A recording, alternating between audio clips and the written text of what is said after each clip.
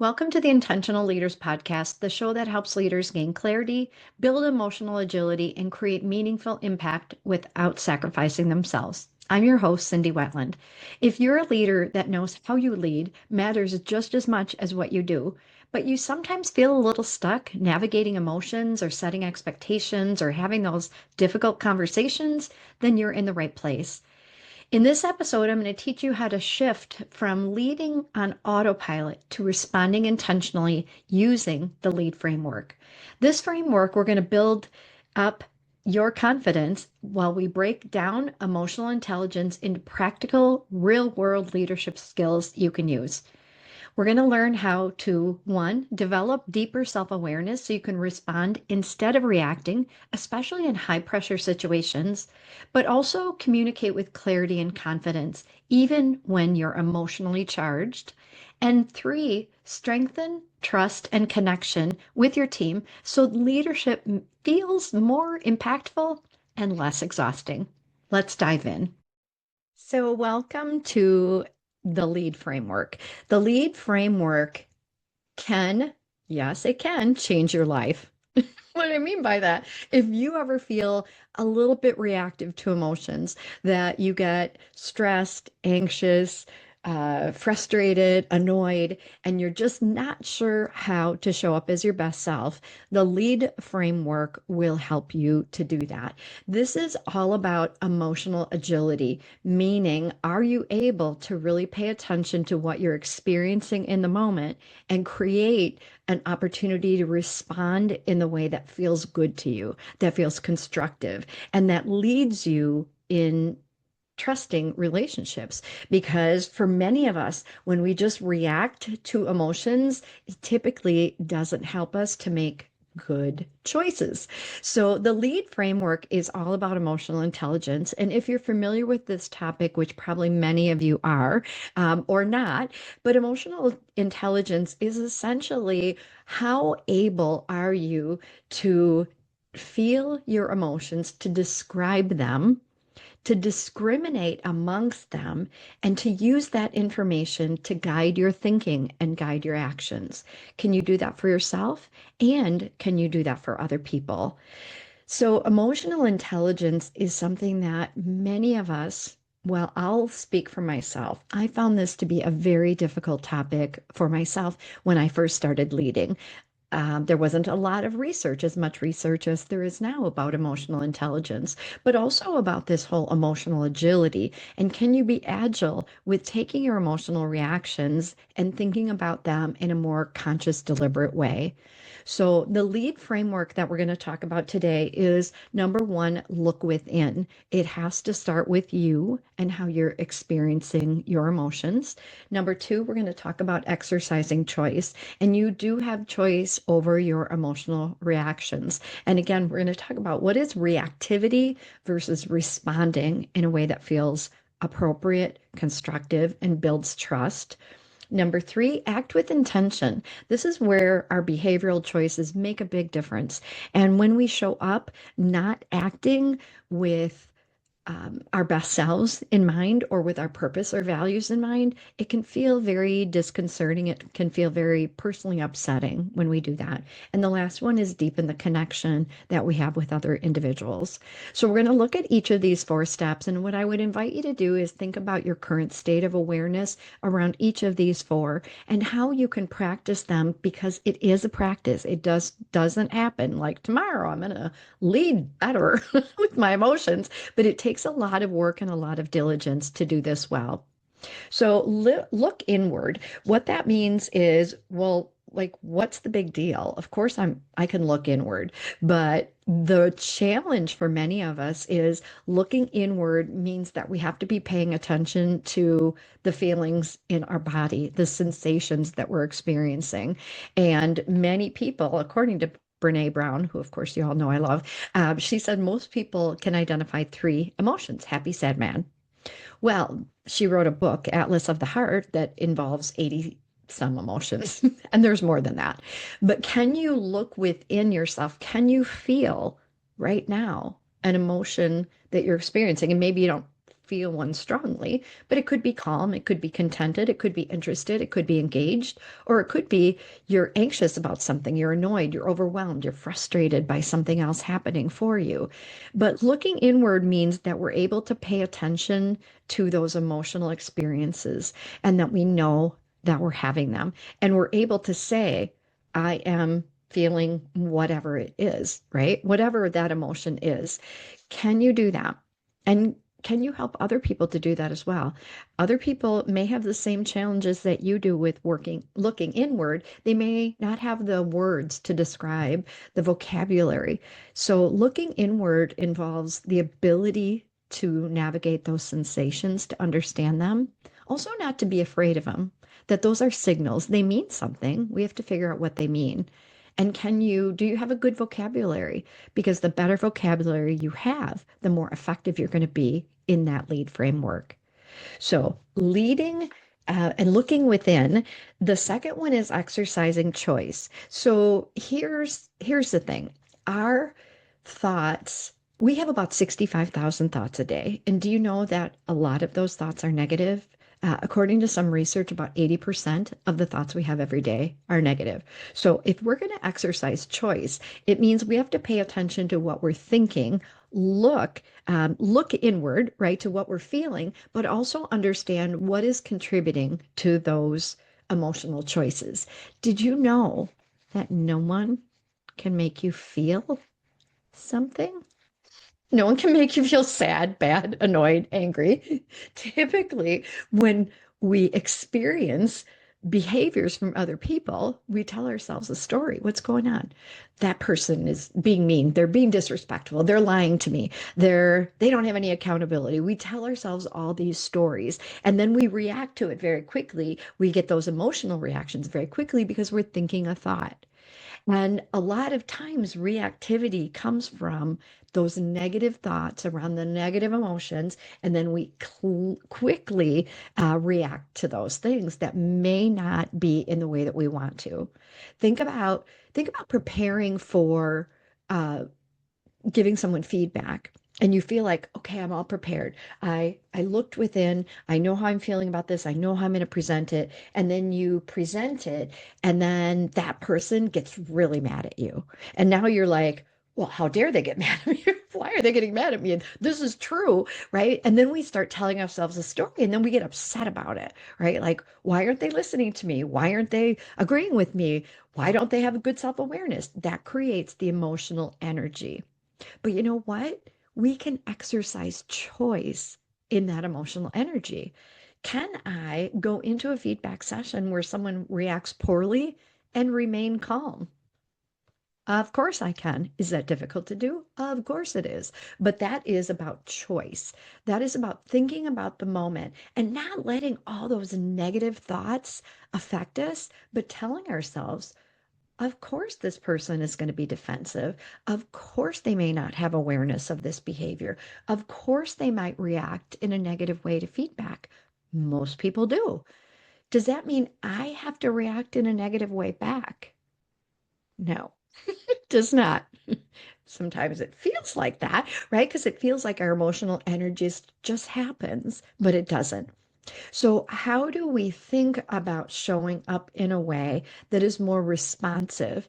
And the key to all of this is the pause, right? The pause between I'm I'm in an emotional experience and I just react to it. But the pause helps us to recognize, gosh, I'm feeling a little irritated now that that person's so defensive when I'm giving them the feedback. And if I pause and think, why am I irritated? Why do I feel upset about this? And how do I show up as my best self? Meaning, I want to show up in a way that's curious, in a way that's calm, in a way that's intentional and deliberate. So I'm going to choose how I respond to that person rather than me being reactive, which is what they're doing. So that reactivity is very quick. It happens very quickly in our brain. We don't always think about it. So what this means is when we exercise choice, we have to look inward and and identify what are the thoughts that I'm telling myself. Are those true? And are those factual? So, part of the key to both the first step of looking within and exercising choice is recognizing how typically fast all of this goes.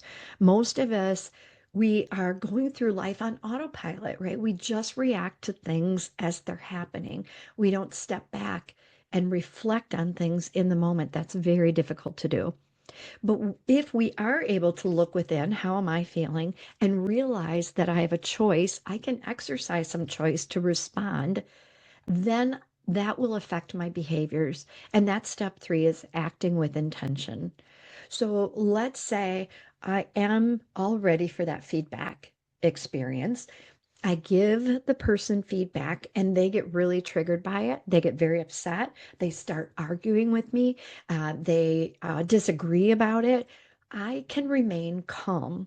And what I can choose to do is acting with intention means, okay, I'm going to drop into curiosity. I'm going to act with intention and think about what I value as a leader. I probably value compassion.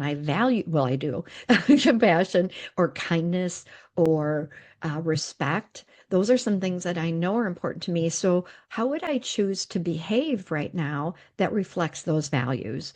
So, acting with intention means I'm able to now act with those kind of behaviors in the moment to start asking the individual questions. I can ask them, how is my feedback landing for you? How aligned is my feedback with your thinking? Tell me a little bit more about what's creating the frustration or the negative energy for you. I could go into question asking mode. That would be acting with intention. I want to model compassion and curiosity, and I'm going to remain calm in order to do that. And what's really great about doing that is the fourth step is deepening connections. So I look within, I recognize my own emotional reactions, I exercise choice, I act with intention, and then I deepen connections with myself and with others around me. And I think deepening connections is important because for many of us, do you trust yourself to remain calm in an emotionally charged situation? I used to be in a lot of situations like that. And I would say I probably, in hindsight, didn't trust myself to show up calm and composed or graceful or curious because one, I don't think I had the self awareness to know how I was showing up in the moment that was not in alignment with my values or who I wanted to be or even my leadership brand. I wasn't really thinking about those things in the moment or at the time. In hindsight, I can look back and say, yeah, I was a hot mess. I was very reactive in a lot of situations because I didn't know how to manage all that. So, was I creating good connections, one with myself? Did I trust myself to go into interactions and connect with my best self? I would say the answer was probably no. And then, did I connect and build psychological safety with others around me? Then the answer would probably still be no, right? If I can't even connect with myself and trust me, how is someone else going to trust me? And those connections are important, right? That is all about emotional safety. Think about people that are in your lives who show up and create emotional safety for you. It's like you have emotional reactions, you're emotionally charged, you're facing a lot of challenges, and they come in like a little warm blanket, like you get at the hospital. Do you want a warm blanket? I'm always going to be like, yes. Do you want some graham crackers? Yes. Even if they're really crappy graham crackers, I always want them, right? We always want that comfort. And we can give each other comfort to re regulate our central nervous system. That builds a lot of trust with each other. So, this whole area of emotional agility, emotional intelligence, and being able to regulate our central nervous system, I I don't know about you all, but I feel like in today's world, this is job one for all of us as leaders. Because you know what? We can work and get goals met. We can achieve results. We can make sure we're, you know, getting a great return on investment for the company or our project or whatever it is. But it doesn't mean that we all feel good about the experience or that we experience a sense of calm or well being or compassion for each other. So, the lead framework is designed to offer some insights about how to get there. How do you get that sense of calm? How do you widen your capacity for stress so things don't trigger you as quickly? That's the journey that all of us have to take, is recognizing what does trigger us and how do we lead using this framework to be mindfully and physically present. So, what I would offer to you and invite you to think about as you're going forward, think about the next emotionally charged situation you're in, or even sometimes you could probably anticipate what that's going to be, and show up leading from looking within, feeling the emotions in your body, labeling them. That whole concept was coined by Dan Siegel, Dr. Dan Siegel, and it's called Name It to Tame It. Label the emotion that you're experiencing. That by doing that, it actually brings the negative energy down. It doesn't make it goes away, but it means it calms your central nervous system down by naming it. But you got to look inward to understand what it is. Number two, recognize that you have a choice. No one can make us feel a certain way. We choose our thoughts, and those create our emotional reactions. We are not a victim to our emotions. So that means we can be agile in choosing how we want to show up.